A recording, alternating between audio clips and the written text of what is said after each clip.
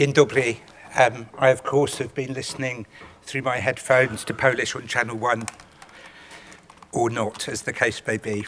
It's a real pleasure to be back here in Poland. I've had the deep pleasure of being here several times during the course of my lifetime, but it's the first time that I've had the privilege and honour to be here in my role as the Chief Executive Officer of the International Integrated Reporting Council, the IIRC, and it's been a fantastic visit.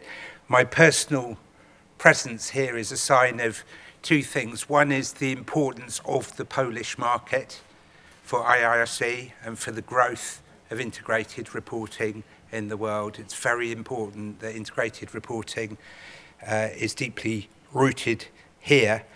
And it's also a sign of the value that I and we put on our partnerships and friendships with organisations within Poland itself. And in that context, I would like to pay very sincere thanks, Liliana, to CSRinfo, who are our value partners. They have helped organise and host my visit this week and, of course, organise this terrific conference. And I think we've got over 100 businesses who have registered to be in the audience for today's conference, and that's a fantastic tribute to the interest that there is in integrated reporting here in Poland, but also I have to say to the quality of your and your colleagues' work in CSR Info. Thank you very, very much indeed.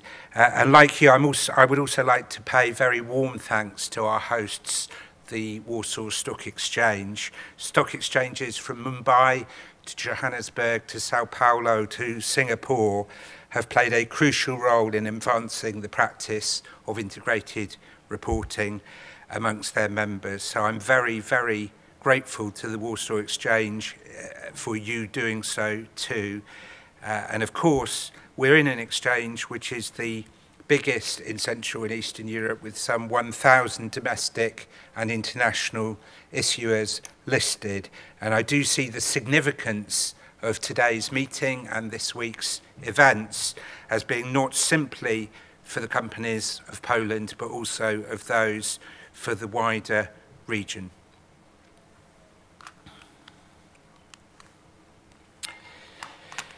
Now, yesterday, with kind thanks to the Ministry of Investment and Economic Development and the colleagues in the Ministry of Finance who are co-organisers today, we held a meeting with all of the different stakeholders and partners that the IIRC and integrated reporting has here in Poland. And by a very happy coincidence, the meeting took place in the Ministry in the very same room that 3 years earlier a very similar meeting had been held with my predecessor to help comment on, consult and shape integrated reporting from a Polish point of view. And Maria Bish, who was there yesterday and there 3 years ago, told us the story about that. And it does make the point that this practice of integrated reporting is not something that has been decided outside, which is then being imposed in Poland. But Polish business and Polish stakeholders have had a real role in forging integrated reporting from the beginning. Indeed, 8 Polish companies, I think all of whom are in this room, combined to contribute your experience to integrated reporting by commenting on the framework 3 and 4 years ago. And 3 and 4 years later, I'm really pleased that your dedication and commitment to integrated reporting has continued. That includes PwC Poland, Grupa Lotos, Orange, Polska, and others for whom not just time, but my limited use of the Polish language means that I can't name you all. I ask for your forgiveness for that. And I've also had some really excellent meetings over the past days with companies including PGE yesterday, who are really championing integrated reporting and will be on the panel that we have a bit later this afternoon, and with LPP, who I spoke to before the conference this afternoon. And I'm really delighted as the Global Chief Executive to see and to hear this positive experience of integrated reporting amongst Polish companies. And indeed, Liliana will make a presentation later where CSRinfo have looked at their database of 300 corporate reports and are today saying that 50 of those reports are integrated reports, and that's a much higher number than I anticipated in preparing for this visit, and does show that many companies here that may not produce fully fledged reports that say on the front cover they're integrated reports, but many more companies here in Poland, as in the rest of the world, are on the journey towards integrated reporting. And I hope your presence here this afternoon will encourage you to continue that journey further. However, I'm very well aware that there will be some companies and other organisations in the audience who will not be so familiar with integrated reporting. So let me say a few words about what it is. It does stem from a growing understanding that traditional financial reporting is increasingly failing to capture the true value drivers of the company, that over the last 30 years, fixed assets have diminished in value against the increasing importance of intangible assets, things like brands, data, domain names, customer and employee relationships. And these are not reflected in the company's book value as written today, but they constitute 80% of the value of the company. So for companies who, of course, their prime interest is in value creation for the company itself and its investors, reporting has to change to reflect this very different attitude towards valuation. Put that together with what brought this perhaps into the sharpest focus, the global financial crisis of 2008 onwards. And what that revealed to all of us was the hugely greater interdependence that exists in the global economy, far higher than was ever envisaged previously. That short-term siloed thinking is full of risk and had brought great vulnerability to businesses and to the system overall. And that the nature of risk to business was fundamentally changing in the world. And so for businesses in the modern era, it is necessary to have a much more connected, holistic view of the business itself.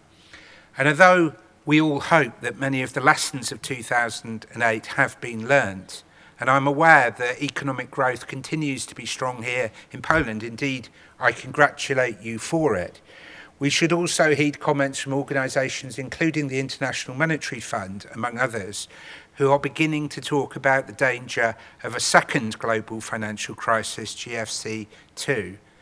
And if that did occur, none of us would be immune. And then put that together with the further major shift which is happening in terms of the digital revolution and what has been termed in the World Economic Forum the fourth industrial revolution. Increased emphasis on innovation and knowledge will further drive up the value of intangibles to the company. Every company is going to become a tech company, not just what the companies we think of tech companies today. And the very nature of information itself is changing. And because of that, of course, that means that the reporting has to change too. And what we will see is the creation of what we call a new information ecosystem that is far broader and more inclusive than before, one in which there will be continuous flows of information within and between companies and the wider world. And it won't be about the production of a single report, but of reporting, and of doing so in an era of much greater transparency and scrutiny of the company unleashed by the power of social media. And in this era of big data, we believe that that makes the story, the narrative, more, not less important to the company. As there is greater standardization of non-financial as well as financial data, it is strategy which enables companies to differentiate themselves over their competitors as far as the investor is concerned, and that's what investors themselves say they want. So these three forces were behind the forging of the International Integrated Reporting Council and the whole concept of the integrated report. It is an attitude to reporting which has a broad and connected view of the business. It looks forward as well as back. It identifies the risks and opportunities from what we call the 6 capitals, so financial and manufactured capital of traditional financial reporting, but people, human capital, society, social capital, ideas and knowledge, intellectual capital, and the environment, natural capital. And what integrated reporting doesn't say is that each company has to sort of mechanistically report against its impact against each of those. Instead, it says use this analysis to work out for yourselves what is really material to the future of the business. Use it to understand what is driving value in your business, and then describe that in the report, in your business model, and make that part of your business strategy. And in the integrated reporting movement, we've called that not just about the reporting, but we call it integrated thinking. But crucially, that this is produced not in terms of a separate report, but genuinely integrated in the financial reporting of the business. And what that means is, and I want to clarify this very, very strongly here in Poland, is that this is not about adding to reporting burden. It's not about more reporting, it's about better reporting. It's about consolidating the different information demands in a single report, and in a report where the main purpose is long-term value creation for the company and its investors. Broader in outlook, but more concise by putting the emphasis on materiality. And it is what the investors want.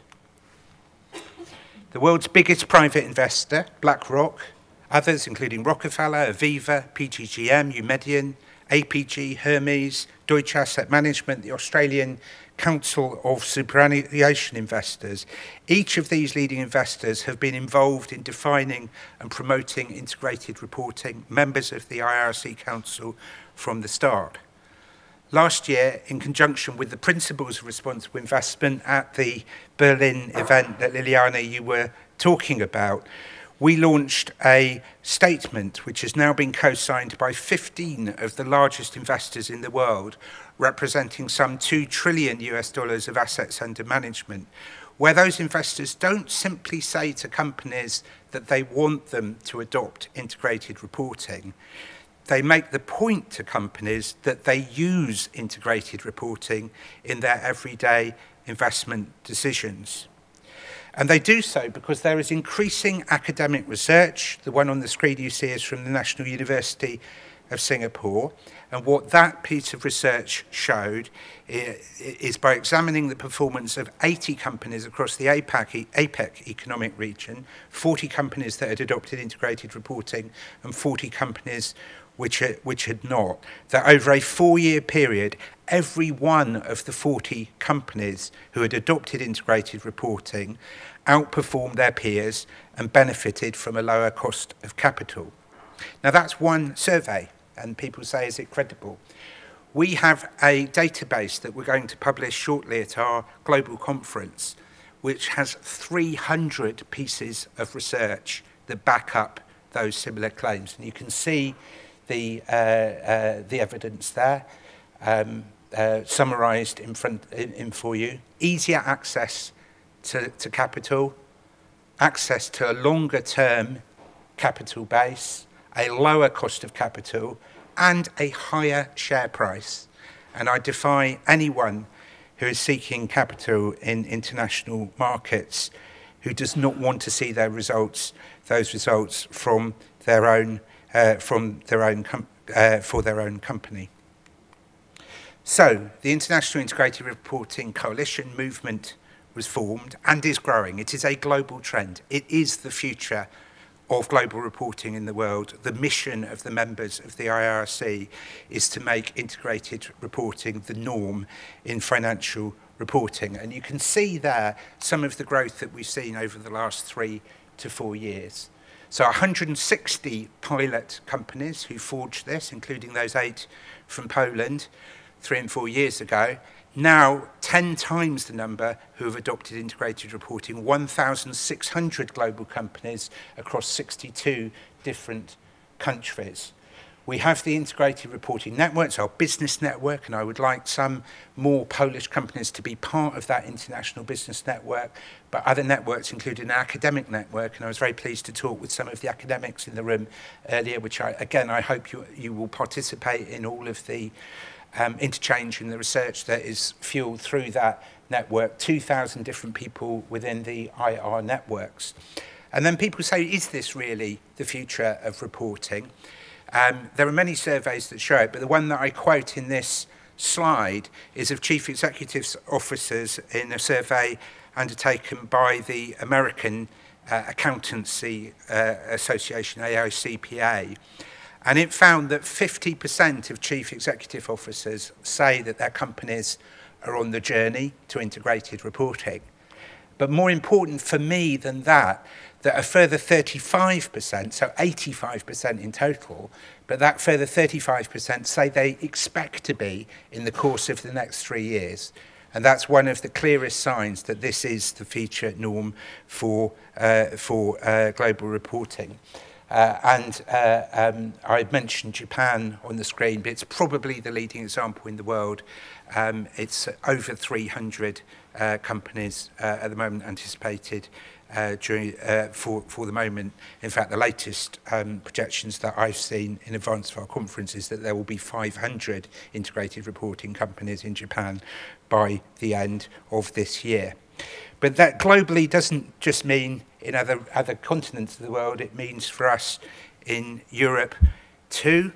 36 top companies in Spain, a third of all listed companies in the Netherlands, over 50% of the biggest companies in the Netherlands, is championed by the German Sustainability Code, which is something which is backed by the Chancellery in Berlin and many major German companies.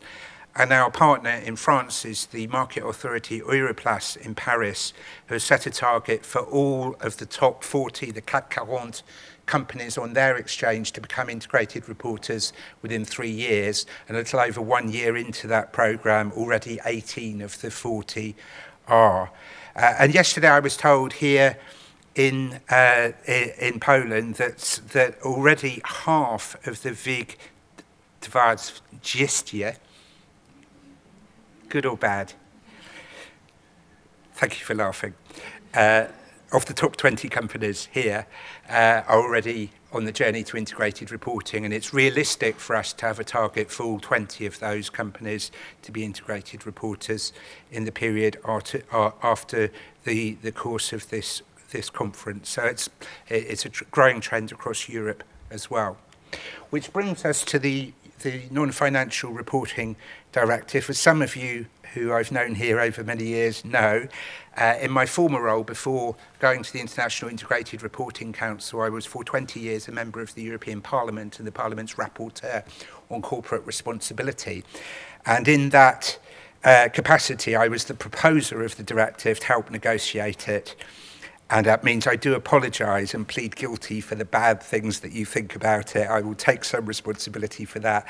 I try not to take too much credit for it because, as with all of these things, many people are involved in them. But I was someone at the centre of making the directive happen over the last years in Brussels. And it is timely for us to be meeting here in Warsaw this week, because I know many of you are involved in collecting the data together and undertaking the writing of the new financial reports that your companies will publish in response to the directive.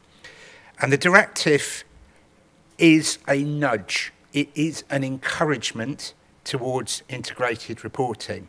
So IIRC did a survey of European institutional investors, and it found that 83 out of 90 of those investors said they supported the directive and believed it should lead to integration with financial information. The public consultation on the directive itself, and the final report quotes this, says that a large majority of contributors showed support for the concept of integrated reporting. And the public consultation on the guidelines, and the guidelines recommend integrated reporting, of course, showed that 4 in 5 respondents did want detailed guidelines which would not replace, did not want detailed guidelines, just to be very clear, which would replace existing frameworks such as integrated reporting. So whether it's companies, investors, or the wider public, there was a lot of support, and is a lot of support, for making the non-financial report not a separate report, but an integrated report. And of course, many of the requirements of the directive quite deliberately reflect the principles of integrated reporting. That information provided is forward-looking, that there is an identification of risk, a description of business model, that there is the potential to make this an integrated part of the management report, that sustainability is crucial, but that there is connectivity between companies' impact on the economy, environment, on people, on society, what we call the 6 capitals. And although in the EU they have traditionally used the term non-financial reporting in relation to the directive and to what today I've described to you as the growing influence of intangibles, the concept of integrated reporting and where the IIRC stands is that this is intensely financial reporting, but financial reporting for the long term, not just the short term. A further publication supported by the European Commission produced a series of case studies showing how leading companies who adopted integrated reporting in Europe already represent best practice in their existing reports when it comes to the implementation of the directive. So my message off the back of all of that is not to say to you that you have to do integrated reporting to comply with the directive. I acknowledge that you don't have to do that. But I am very hopeful and expectant that many companies will choose to do so. And if they do so, this will be a very significant step forward for integrated reporting here in Poland and across Europe as a whole. When the directive was passed, it was projected to cover 6,000 companies. The latest projection is that this year, the non-financial reports will actually be produced by between 10 and 12,000 companies Europe-wide. And the projections here in Poland, which I think you will know as well as me, is that 300 companies will produce these reports, 80% of whom will be doing so for the first time. Now, currently in Poland, again, you will know this better than me, the publication of the management commentary is mandatory, whereas the preparation of a separate CSR report or the posting of information directly on a website is voluntary. But in terms of a report that's been produced by Poznan University of Economics and Business, they're suggesting that the non-financial reports under the directive are most likely to be presented within the management commentary. And that could be a very important signal of the growth of integrated reporting. I hope many of your companies are indeed considering doing that. So I look forward to, in the discussion today and in the questions, to getting feedback about whether you're doing it. I absolutely want to encourage you to do it. The European Commission, in their commentary on the directive, said integrated reporting is, quote, the next step. And today I appeal to you to take that next step. But it isn't all about the directive. There are many other international developments that are pushing in this direction. At the world level, many of you will be aware of the Task Force for Climate-Related Financial Disclosure, TCFD, that was set up under the auspices of the Financial Stability Board. Indeed, Governor Mark Carney, the chair of the Financial Stability Board, announced that task force at a meeting on integrated reporting that took place at the World Bank. And the TCFD has been extraordinarily influential internationally in saying that climate is not just an ecological, environmental risk, it is a financial risk to the company and to our economies. The third of the 4 sets of recommendations within its findings are that there should be an integrated approach to risk management by the company. So it's a very, very strong push in this direction. And as far as Europe is concerned, it's not simply been about the directive. As many of you will know, the European Commission appointed a high-level expert group on sustainable finance, the chair of whom is Christian Thiemann from AXA, who is a member of the IIRC board. And what that high-level group recommended is that, again, quote, the integrated reporting is the ultimate ambition, unquote, and called on the IIRC to drive the process of integrating financial and non-financial reporting. For those of you watching this very carefully, you will know that the European Commission has just produced a roadmap for the future of corporate reporting off the back of the high-level group report in the last weeks, and we'll hold a conference about this in Brussels on the 22nd of March. And in that, they put forward 4 suggestions for action in the next period. And one of those 4 suggestions is to encourage experimentation with integrated reporting as a way to make the EU reporting framework more effective and efficient. So this is definitely the further direction of travel as far as the European Union is concerned. But also globally, it's a very, very important part of the Sustainable Development Goals agenda of the UN. There is only one part of the Sustainable Development Goals which is directly aimed at business, and it's Target 12.6. Some of you will know it well, and Target 12.6 says integrate sustainability in corporate reporting, and I was involved in some of the lobbying around getting that. So again, there couldn't be a clearer signal within that from the SDG agenda in order to push business within that direction. And indeed, I was hearing yesterday about how the government here in Poland has forged a partnership on the SDGs with 67 different companies, I guess many of whom are in this room, and I would like to congratulate you on that and call on you to use that commitment to advance your reporting on the SDGs through integrated reporting. And you see we've produced a specific guide to assist you in how to do that.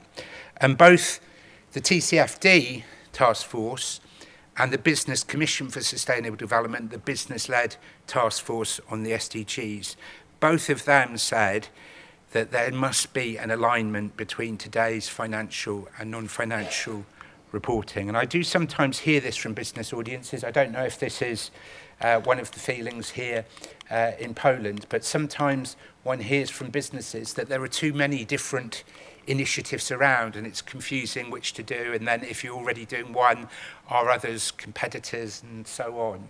And I send out a very strong message today that that is not the case. So one of the things that the IIRC has done is to convene all of the different frameworks from both financial and non-financial reporting. We've established something called the Corporate Reporting Dialogue, which the 2 major financial standard-setting organisations in the world, the International Accounting Standards Board, the IASB, and its US equivalent, FASB, together with the 4 major sustainability standard-setting organisations in the world, the Global Reporting Initiative, the GRI, SASB, which is mainly US-based, the Carbon Disclosure Project, now called CDP, and the Carbon Disclosure Standards Board, that together they have come together under the auspices of the IIRC. Each of those say that integrated reporting is the umbrella and that the IIRC is the convener, and we are using that global corporate reporting dialogue in order to get full alignment between those different frameworks. So if you're a company slightly puzzled or worried or confused between the different frameworks, I hope that seeing that this process is underway at the global level will give you the confidence to move on, because we're making sure that those frameworks are not competing with each other. They increasingly will be aligned with each other as the years go ahead. I'm moving towards the end of my time, so just let me say a few words finally about where you move from here. There are many free resources. The International Integrated Reporting Framework is a free good. There are many free resources that are available on the IIRC's website, and you will see some of them there. There is a very nice 3-page how to start integrated reporting that you can get from the website. We do have training on integrated reporting around the world. We do have the IIRC's own international business network, and that gives companies the chance to be global advocates for integrated reporting, but also to learn with their peers internationally. This year, we're establishing new initiatives of that network on integrated thinking and strategy, on financial institutions, and on what we're calling hidden capitals, understanding better the value of both human capital and intellectual capital. And if there are companies in the audience who would like to be part of any of those initiatives, do talk to me and to us about it.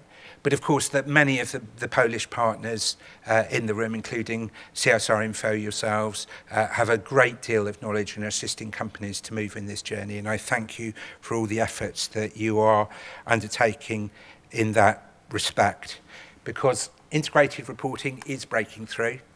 It's breaking through in the world, and it's breaking through here in Poland. We're in a breakthrough phase where each company, we don't advocate regulation, we advocate this should be a market-led process driven by the fact that it's for companies, their value creation, and for investors. And therefore, the momentum that exists behind integrated reporting here, across Europe and across the world is extremely important. And we hope today's event and all of the different meetings and discussions that are taking place in Poland this week will add to that momentum. What we see, what I've seen already during the course of my discussions this week, is that we have KPMG say 15 integrated reporters doing fully fledged integrated reporting in Poland, up from 10 2 years ago, so from a low level but rapid increase. We see that in the context of the growing economic growth here in Poland, and it can be seen as part of the new influence that Poland can be in Europe and in the world. I would like you to see that. I think we've seen that there is interest from companies to use the European Non-Financial Reporting Directive to advance their own integrated reporting, and my message today is it's not too late to consider that. I hope you will be doing that. It is a journey. There's no such thing as a perfect integrated report in year one. Everyone is learning in this process, and companies improve their practice year by year, and I encourage you to embrace it within that spirit. Thanks to CSRinfo, there will be a Polish translation of the International Integrated Reporting Framework available from, I think, the 1st of March onwards. We hope that will be a very important resource available to you. When I met our friends from the ministry yesterday, one of the points that they made was that the very first government guidelines about non-financial reporting, which I think was 2014, wasn't there, included reference to integrated reporting. So there's been that support from the government here, which I'm extremely grateful for. I've had good meetings over the course of this week with the Association of Listed Companies. They are committed to producing infographics to explain integrated reporting to their members, and also to introducing a new annex to the SIN, the guidelines for non-financial reporting that they produce, specifically to show the compatibility between integrated reporting and on those non-financial reporting guidelines. I've met the Responsible Business Forum and others that support both awards for corporate reports and rankings of corporate reports. One of those, the Green Fact Awards, which covers not just Poland but the wider region, has already changed its reporting approach to include integrated reporting, and I hope others in this audience that are involved in awards or rankings will choose to do so. I had some very fruitful discussions with the body representing internal auditors here in Poland, and already there are global guidelines on how internal auditors can promote and support integrated reporting that the internal auditors here in Poland are applying. I thank them for that. I've also had some very good discussions with the council, with the Polish Chamber of Statutory Auditors, who again have taken the commitment of the global accountancy profession and have done in many ways actions to support integrated reporting, including, for example, including it in their continuing professional development for their members, which is a very important part to make sure that both accountants advising companies but also auditing companies have the skills and knowledge to be able to do so in relation to integrated reporting. Put all of those together and I can see a very, very serious, credible, sincere and welcome advance towards integrated reporting in Poland. It very much heartens me to see and to hear that. It has been a privilege to be part of those discussions this week in Poland. I wish you success in continuing that in the future, and I hope I personally will have many other opportunities over the years to be back and to renew and refresh those partnerships and friendships in the future. Thank you for listening.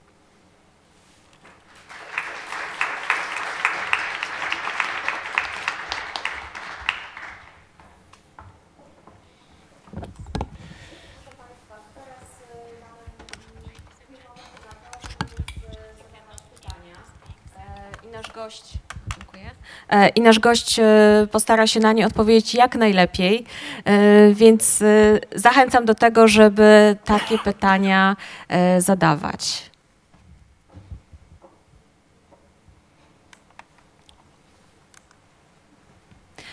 Tak, bardzo, bardzo proszę, z tamtej strony. Nie wiem, czy...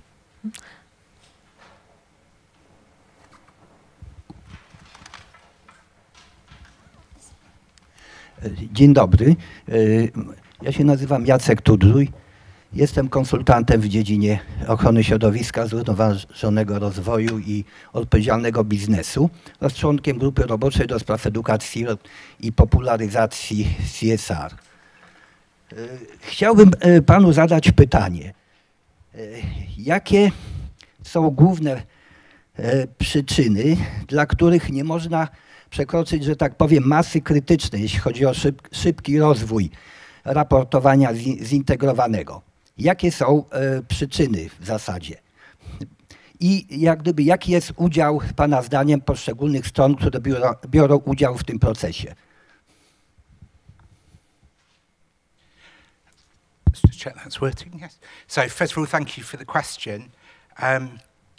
We're all learning. I absolutely don't claim that the IIRC has all the answers on this. It's a developing, evolving process, and the companies that are adopting integrated reporting are contributing their learning back into the further development of our global strategy, of course.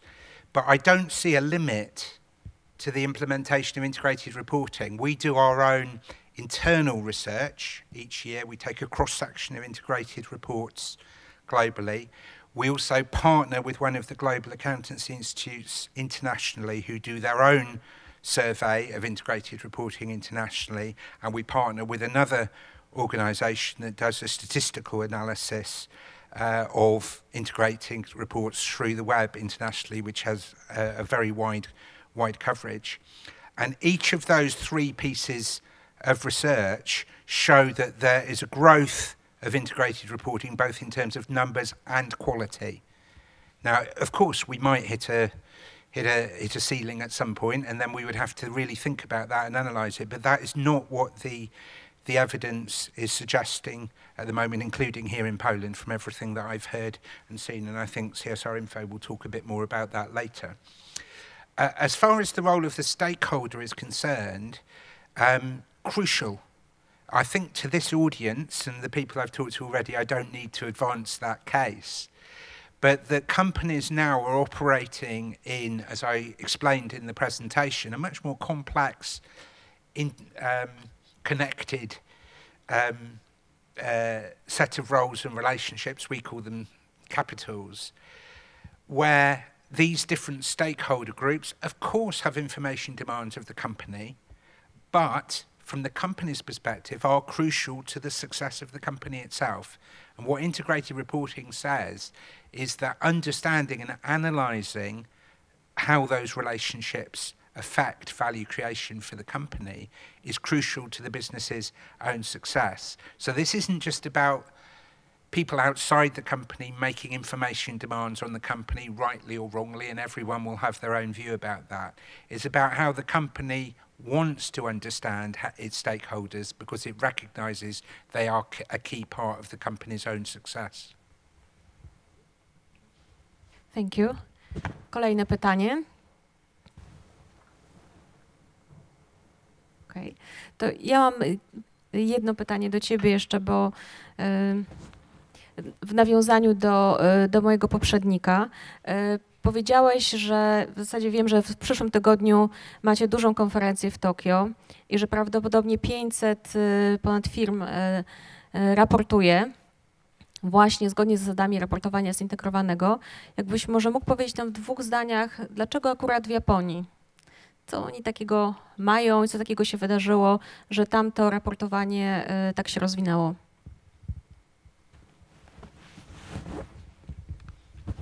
What's interesting, whether it's Japan, South Africa, Brazil, and the other real hotspots where this is taken off, there isn't a single recipe for that. It's different in each of the different countries, as it will be here in Poland, and I've seen that already in terms of some of the strengths and opportunities that have existed there. But in Japan, the economy had almost stalled. You know, when I was very young, which is now a very long time ago, the Japanese technology was seen to be the most forward-thinking technology that everyone wanted in the world. But 30 years later, that technology hadn't changed very much, and other countries in the world had overtaken Japan. And that was allied with some corporate governance failures in Japan, and so there was a reputation in their economy. Of course, this is an oversimplification, and I mean no discourtesy, by the way, to any Japanese friends. I'm giving a short answer to a complicated set of facts. But some of those corporate governance failures also were about the systems in Japan of oversight and supervision being very outdated and in need of modernisation. And so a government came to power within Japan, matched by changing attitudes within the business community itself, that saw the need to really modernise the Japanese economy. A particular academic in Japan called Professor Ito was appointed to undertake an entire corporate governance review. A new corporate governance code was established in Japan, the Ito Review and the Ito Code, which put integrated reporting at its heart. And so this has been seen very much as the modernisation. It's called the revitalisation strategy in Japan, which, by the way, has economically been very, very successful for them over the course of the last 5 years or so. And it does show that what we're not talking about here is a choice between doing a good thing or the right thing and doing something which is economically successful. That's the old thinking, to say that you had to choose between the two. Integrated thinking and integrated reporting shows that economic success can come from this more forward-thinking, more connected approach, that the two actually go together, and Japan is a superb example of that. Thank you. Czy mamy jeszcze jedno pytanie? Okej, tutaj widzę z przodu, najpierw w trzecim rzędzie. Pani tam widzę z tyłu Marysia. Agnieszko, tutaj z tej strony. O. Dziękuję. Mariela Zalewska, Wydział Zarządzania, Uniwersytet Warszawski. Bardzo uprzejmie dziękuję za bardzo pasjonujące i ciekawe wystąpienie. Ja chciałam zapytać, bo my chcemy uczyć studentów tego, w jaki sposób firmy mają raportować, w jaki sposób przygotowywać raporty zintegrowane, ale też bardzo interesujące dla nas jest pytanie, na jakim etapie i kto powinien te raporty weryfikować. Dlatego, że wiemy, że tutaj kto powinien wdrażać te regulacje tak naprawdę? Czy to są jakieś branżowe regulacje, które powinny być w ramach branż? Czy to jest regulator na poziomie kraju? Czy są kraje, które już mają jakby tą weryfikację tych raportów? Dlatego, że znamy przykłady ze świata, tak jak w parku Wirunga, że firmy miały wszystkie raporty sustainability i to, co się działo w parku, było trudne do zaakceptowania dla świata. Bardzo dziękuję. Thank you very much. In terms of the level, I think you asked about level, you asked about regulation, you asked about verification. Now, in terms of the level, one of the things one of the key principles of the International IR Integrated Reporting Framework is that it covers governance and how the governance addresses these issues, and that sign-off is by the governance of the company. So if you are someone who's a practitioner within a company who write a report and you're desperate for your senior management and your board to know more about what you do, this is one of the ways that that actually can play out. Though I've found, and the IRC has found, it's just as much works the other way with a visionary person on the board or in the C-suite who have championed integrated reporting and then infused it in their company. And indeed, one of the company examples I studied here in Poland this week was a very, very good example of that. But the fact that this is a report of the governance of the company that is part of the annual report of the company with the sign-off at that level is a very important part about the level of the reporting.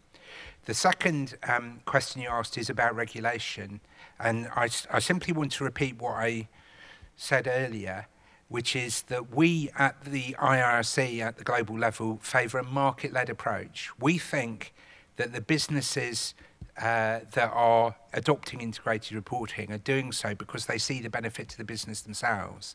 And the danger is that if this is mainly achieved through regulation, it's seen through the old compliance mindset, something you have to do for somebody else, not seen as part of value for the business itself. And so that would be an anathema, would be against the whole concept of integrated thinking. So we don't ask regulators to regulate for integrated reporting. We ask regulators, including the government here, to give credibility to it, to talk about it, to signpost it, to encourage it, but not to require it. Different countries have had different approaches. We don't criticise a country where it's chosen its own approach, but that's not something that we advocate at the global level. And by the way, if you are a company that's considering this but not yet started doing it, of that 1,600 companies that I referred to up there, we don't know one anywhere in the world that has started integrated reporting and then stopped it. When you start it in your company, you really like doing it, and several of the Polish companies in the audience I've talked to, that's been your experience as well. And so, you know, that really is the driver behind this, not the regulator requiring it. And then finally, in terms of verification, a few years ago, the IIRC produced a report about auditing verification that said that the practice of integrated reporting and the metrics that are available for non-financial reporting weren't mature or robust enough yet for there to be consistent verification of integrated reports. I have to say, and I've said it already this week here, and I'm happy to repeat it publicly, I think that is changing. We already see many integrated reports are verified, and all of the big firms have their own teams and methodologies for doing that. That now the metrics on many of the capitals, certainly natural capital and social capital, are very mature and very robust, and there are several frameworks, as I've shown in the presentation, that enable you to find that if that's a choice of your company. No, we don't require, no one requires you to use any of those frameworks, but if you choose to do so, they can be helpful to your integrated reporting. And as I say, where we think the metrics are less developed, we're working on that and trying to assist a process where others come forward, but we want a market-led process to decide it, not for it to be prescribed. But if this is the future of corporate reporting, and all of the trends are that it is, and that we're well on the way to it, Of course, auditing and verification will become part of that. This will become the norm of corporate reporting, and if it is, then there will be auditing of this process. It's only a question of the evolution and the step-by-step on how we get there. Mamy szansę na ostatnie, patrzę tutaj na zegar, mamy szansę na ostatnie pytanie. Proszę, Mario. Bardzo dziękuję. Richard, jesteś wspaniałym rozmówcą, więc nie mogę się powstrzymać, żeby nie zadać pytania praktycznego. Maria Ibicz, zespół Deloitte Sustainability Consulting Central Europe.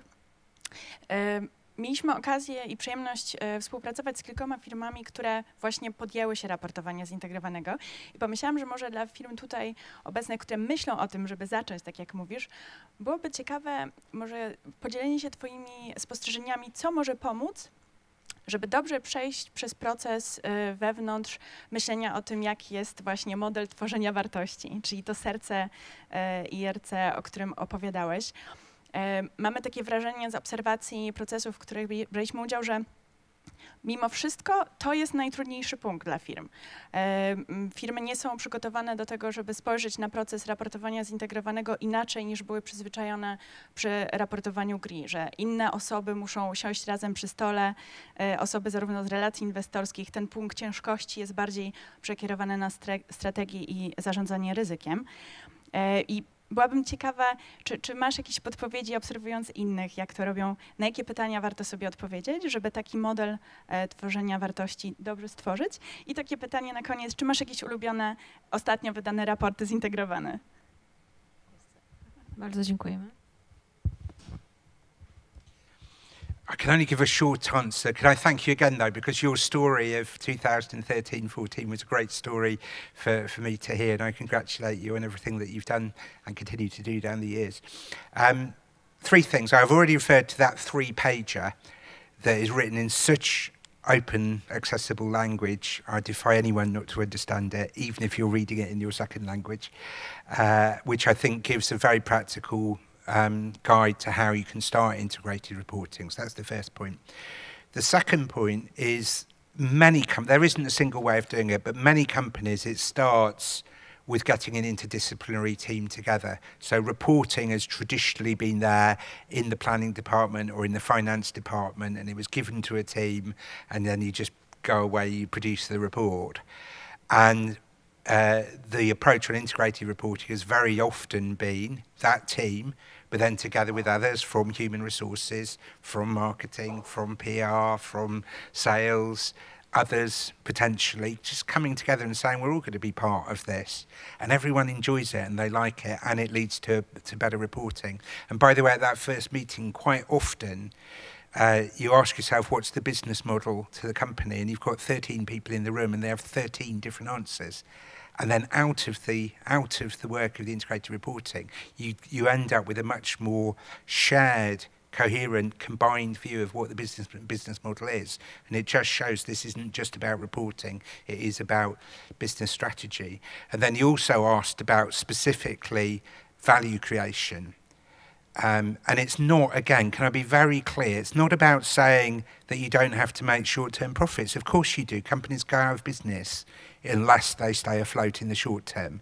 But it's about having a short-term, medium-term and long-term view and how each relate to each other, and recognise that the value of the company to the company isn't just a narrow financial return in 3 months' time.